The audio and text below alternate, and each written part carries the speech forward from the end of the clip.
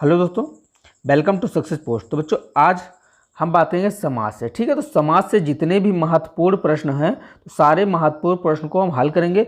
जो बार बार एग्जाम में पूछे जाते हैं वही सारे प्रश्न हैं, तो उनको हल करना बहुत ज़रूरी है क्योंकि वो क्वेश्चन अक्सर वही क्वेश्चन बार बार रिपीट करते रहते हैं। ठीक है, और यूपी की जो भी वैकेंसी होती है तो यूपी की वैकेंसी में क्या होता है कि वही क्वेश्चन को रिपीट करते रहते हैं, तो इसलिए समाज के जितने भी इंपॉर्टेंट क्वेश्चन हैं सारे क्वेश्चन को हम हल करेंगे। और अगर आप चैनल पर नए हैं तो चैनल को सब्सक्राइब करना ना भूलें। चैनल को सब्सक्राइब करके बेल आइकन को भी प्रेस कर ले जिससे कि आप लोगों को नोटिफिकेशन मिलती रहे। और टॉपिक वाइज, ठीक है, प्रत्येक टॉपिक का आपको जितने भी इंपॉर्टेंट क्वेश्चन है सारे इंपॉर्टेंट क्वेश्चन आपको कराए जा रहे हैं। ठीक है, तो सुबह और शाम दोनों टाइम, सुबह 7 बजे और शाम को 7 बजे वीडियो देखना ना भूलें। चलिए देखते हैं क्वेश्चन नंबर 1। देखिए क्वेश्चन नंबर 1 क्या कह रहा है, देखते हैं क्वेश्चन नंबर 1 क्या है। समास। ठीक है, समास का शाब्दिक अर्थ क्या है। ठीक है, तो इसमें क्वेश्चन दे रखा है कि समास का शाब्दिक अर्थ क्या होता है। तो समास का शाब्दिक अर्थ होता है संक्षेप। ठीक है, तो शाब्दिक अर्थ क्या होता है, संक्षेप होता है। तो समास का शाब्दिक अर्थ होता है संक्षेप, जो कि ऑप्शन नंबर ए में दे रखा है। तो ऑप्शन नंबर ए सही है, संक्षेप। ठीक है, तो अगर आप चैनल पर नए हैं तो चैनल को लाइक करके सब्सक्राइब करके बेल आइकन को प्रेस कर लें जिससे कि आप लोगों को नोटिफिकेशन मिलती रहे। चलिए देखते हैं क्वेश्चन नंबर 2। देखिए क्वेश्चन नंबर 2 क्या कह रहा है। क्वेश्चन नंबर 2 कह रहा है कि निम्न में से, ठीक है, निम्नलिखित में से कौन सा पद अव्यय भाव समास है। ठीक है, तो अव्यय भाव समास क्या होता है। तो अव्यय भाव समास पहचान की ट्रिक जान लीजिए। ठीक है, पहचान कैसे की जाती है, पहचान के लिए, ठीक है, पहचान के लिए आपको जानकारी रहनी चाहिए कि पहचान के लिए क्या होता है। अव्यय भाव समास की पहचान के लिए होता है कि इसमें उपसर्ग होता है। ठीक है, तो इसमें सबसे पहले उपसर्ग देखेंगे हम। अगर इसमें उपसर्ग है तो क्या हो जाएगा, अव्यय भाव समास होगा। दूसरी चीज, इसमें अगर शब्द बार बार रिपीट हो रहे हैं, जैसे मान लीजिए रात रात, ठीक है, रात रात रिपीट हो रहा है या फिर दिन दिन रिपीट हो जाए या फिर बार बार रिपीट हो रहा है, तो जो भी शब्द बार बार रिपीट हो रहा है, अगर वही शब्द बार बार आ रहा है तो वो क्या हो जाएगा, अव्यय भाव समास हो जाएगा। ठीक है, तो इसके अव्यय भाव समास की पहचान क्या होगी, उपसर्ग लगा हुआ या फिर वही शब्द बार बार आता रहेगा। तो इसमें क्या दे रखा है, तो ऑप्शन नंबर सी देखिए, इसमें दे रखा है प्रतिदिन। ठीक है, तो प्रतिदिन का मतलब क्या होता है कि दिन दिन, मतलब वही तो होता है, प्रतिदिन का मतलब दिन दिन ही तो होता है। तो इसमें क्या हो जाएगा, अव्यय भाव समास हो जाएगा। ठीक है, तो अव्यय भाव समास का उदाहरण कौन सा है, तो ऑप्शन नंबर सी, प्रतिदिन। चलिए आगे बढ़ते हैं, नेक्स्ट क्वेश्चन देखते हैं। क्वेश्चन नंबर 3 देखिए क्या कर रहा है। क्वेश्चन नंबर 3 देखिए क्या कर रहा है। क्वेश्चन नंबर 3 कह रहा है कि जिस समास में उत्तर पद प्रधान के साथ ही पूर्व पद तथा उत्तर पद में विशेषण और विशेष का संबंध हो उसको क्या कहते हैं, उसको क्या कहते हैं। तो जिसमें विशेष और विशेषण की बात करें उसको हम क्रमधारी कहते हैं। ठीक है, क्रमधारी समास होता है। तो ऑप्शन नंबर बी सही है। तो जिस भी समास में आपको विशेष और विशेषता बताई जाए तो उसको मैं क्या कहेंगे, हम समास क्रमधारी समास कहेंगे। ठीक है, चलिए आगे बढ़ते हैं, नेक्स्ट क्वेश्चन देखते हैं। क्वेश्चन नंबर 4 देखिए क्या करा है। क्वेश्चन नंबर 4 करा है कि जिस, ठीक है, थोड़ा जूम कर लेते हैं जिससे कि आप लोगों को और थोड़ा साफ दिखे।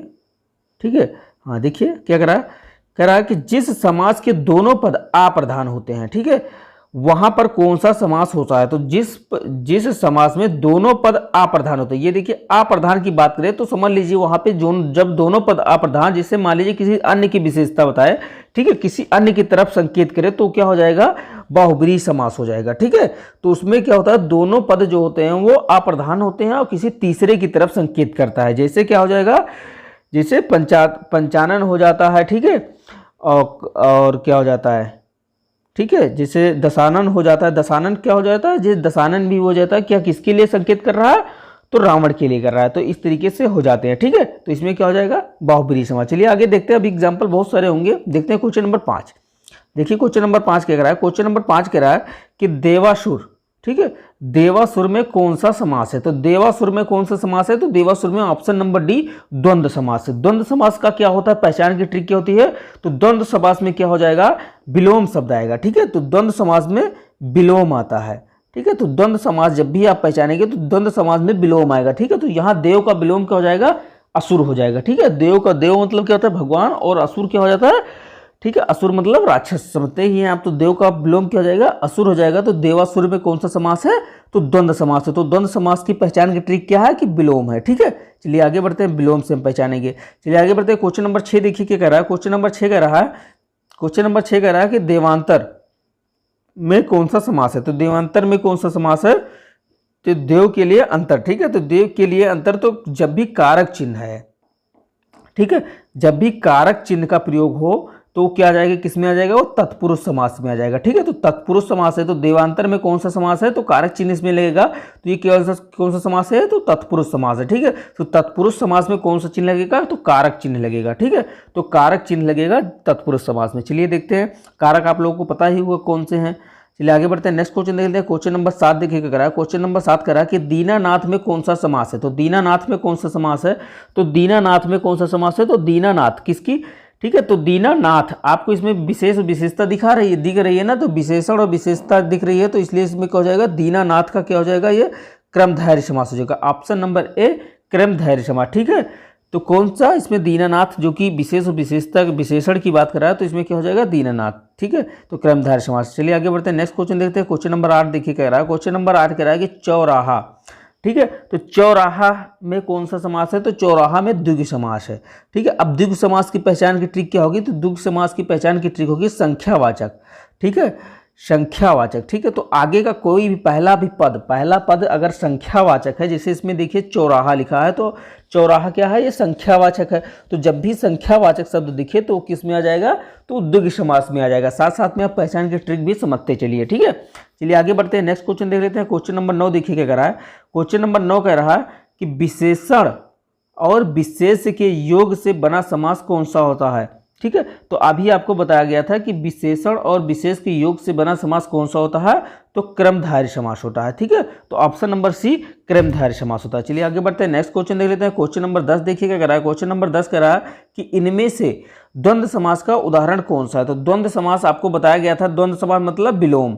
ठीक है, द्वंद्व समास जहां भी बात करें तो विलोम आपको देखना है। तो विलोम इसमें कौन सा दिख रहा है, तो विलोम इसमें दिख रहा है आपको रुपया पैसा। ठीक है, रुपया पैसा, ऑप्शन नंबर डी। और साथ में इसको देखना है जोजक चिन्ह। ठीक है, विलोम देखें और साथ में जोजक चिन्ह का भी प्रयोग होता है इसमें। ठीक है, तो जोजक चिन्ह ये होता है अपना। ठीक है, चलिए आगे बढ़ते हैं, नेक्स्ट क्वेश्चन देख लेते हैं। देखिए नेक्स्ट क्वेश्चन क्या कर रहा है, 11 नंबर क्वेश्चन देखिए क्या कर रहा है। 11 नंबर क्वेश्चन कह रहा है कि अव्यय भाव समास, ठीक है, का एक उदाहरण यथाशक्ति का सही विग्रह क्या होगा। तो यथाशक्ति का सही विग्रह क्या होगा, तो यथाशक्ति का सही विग्रह होगा, ठीक है, शक्ति के अनुसार। ठीक है, तो ऑप्शन नंबर सी शक्ति के अनुसार होगा। ठीक है, तो ये क्या हो जाएगा, शक्ति के अनुसार हो जाएगा। चलिए आगे बढ़ते हैं, नेक्स्ट क्वेश्चन देख लेते हैं।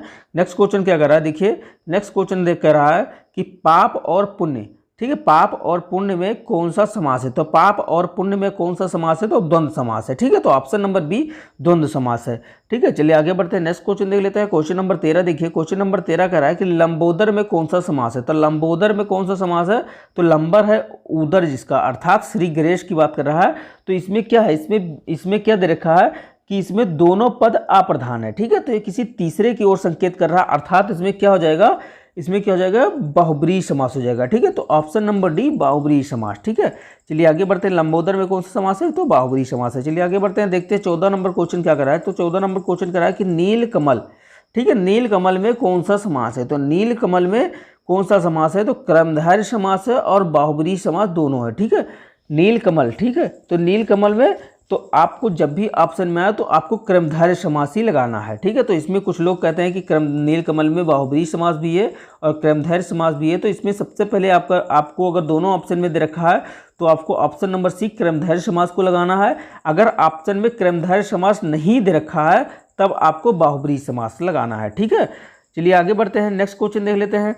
नेक्स्ट क्वेश्चन क्या दे रहा है, 15 नंबर क्वेश्चन क्या दे रखा है कि आजन्म कौन सा समास है। तो आजन्म में कौन सा समास है, तो आजन्म में कौन सा समास है, तो अव्यय भाव समास है। क्यों अव्यय भाव समास है, तो आ, ठीक है, आ जो है ये उपसर्ग लगा है। ठीक है, आ उपसर्ग प्लस जन्म, ठीक है, जन्म मूल शब्द हो गया, तो आ उपसर्ग, तो आजन्म में कौन सा समास हो गया, तो अव्यय भाव समास हो गया। ठीक है, चलिए आगे बढ़ते हैं, नेक्स्ट क्वेश्चन देख लेते हैं।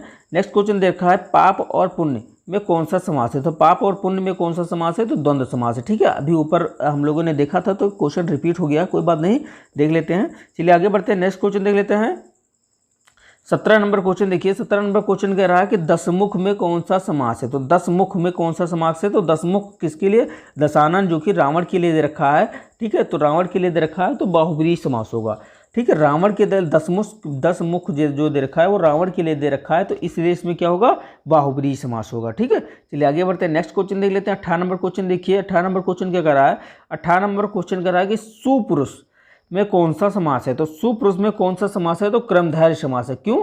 क्योंकि पुरुष की विशेषता बता रहा है सु, ठीक है, तो इसमें कोई स्पेशल की बात कर रहा है तो सुपुरुष है, तो इसलिए इसमें कौन सा समास होगा? तो कर्मधारय समास होगा। चलिए आगे बढ़ते हैं, नेक्स्ट क्वेश्चन देख लेते हैं। 19 नंबर क्वेश्चन देखिए क्या करा। 19 नंबर क्वेश्चन कह रहा है कि देश प्रेम में कौन सा समास है? देश प्रेम में कौन सा समास है? तो देश के लिए प्रेम, ठीक है, तो इसमें कारक चिन्ह आ गया। तो कारक चिन्ह जब भी हम आपको बताएं कि कारक चिन्ह जब आएगा, तो जब कारक चिन्ह आएगा तो क्या हो जाएगा? तत्पुरुष समास हो जाएगा। तो ऑप्शन नंबर बी तत्पुरुष समास हो गया, ठीक है। चलिए आगे बढ़ते हैं, नेक्स्ट क्वेश्चन देख लेते हैं, ठीक है। नेक्स्ट क्वेश्चन 20 नंबर क्वेश्चन दे रखा है कि कन्यादान में कौन सा समास है? तो कन्यादान में कौन सा समास है? तो कन्या के लिए दान, तो इसमें भी क्या है? तत्पुरुष समास है, ठीक है, क्योंकि इसमें भी क्या आ गया? कारक चिन्ह आ गया। तो कारक चिन्ह आ गया है तो इसमें इसलिए भी इसमें भी क्या है? इसमें भी तत्पुरुष समास है। चलिए आगे बढ़ते हैं, नेक्स्ट क्वेश्चन देख लेते हैं। 20 फिर से देखिए क्वेश्चन इसमें भी रिपीट हो गया। तो 20 नंबर क्वेश्चन कह रहा है साग पात, ठीक है, तो साग पात में कौन सा समास है? तो साग पास में कौन सा समास है? तो द्वंद्व समास है। क्यों? क्योंकि ये क्या है? विलोम शब्द है, तो इसमें भी द्वंद्व समास है, ठीक है। आगे बढ़ते हैं। इतने ही मोस्ट इंपॉर्टेंट क्वेश्चन थे जो कि अभी आपको और भी वीडियो प्रोवाइड की जाएंगी इसकी, ठीक है, तो प्रैक्टिस सेट और कराया जाएगा आपको। अगर ये वीडियो अच्छी लगी हो तो आप चैनल को सब्सक्राइब करके, लाइक करके, शेयर करके, बेल आइकन को भी प्रेस कर लें, जिससे कि आप लोगों को नोटिफिकेशन मिलती रहे। चलिए।